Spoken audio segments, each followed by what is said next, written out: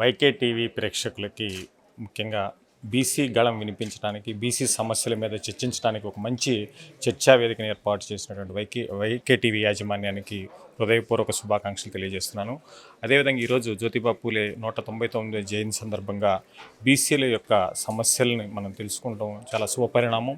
ఆయన ఆశించినటువంటి సంక్షేమ కార్యక్రమాలు కానివ్వండి, అలాగే అంటరానితన నిర్మూలనలో కానివ్వండి, అలాగే సమాజ స్థాపనలో ఆయన తీసుకోవాల్సినటువంటి ప్రణాళికల్ని ఆ రోజే మనకి చర్చించినటువంటి బీసీ అభ్యుదయవాది, ముఖ్యంగా మహిళా రిజర్వేషన్స్ని ఆనాడే గుర్తించినటువంటి చరిత్రకారుడు, భార్యకి విద్య నేర్పించాలని సంకల్పంతో మరి ఆయనే స్వయంగా గురువుగా మారి వారి యొక్క భార్యకి విద్యని అభ్యసించేలా చేసి అంటరానితనాన్ని రూపుమాపడంతో పాటు మహిళలకు విద్యను అందించినటువంటి అభ్యుదయవాది.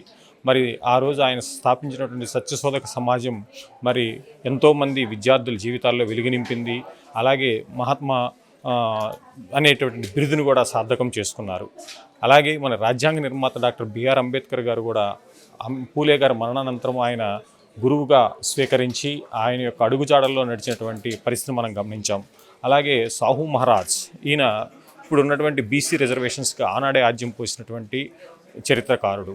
మరి ఇలాంటి సంస్కర్తలను మనం ఈనాడు స్మరించుకుంటూ మరి పూలే జయంతిని మనం వైకే టీవీలో జరుపుకోవటం చాలా శుభపరిణామం. అలాగే మీరు ట్యాగ్ లైన్ పెట్టారు, అప్పుడప్పుడు కాదు ఎల్లప్పుడూ బీసీ గళం అనేటటువంటిది.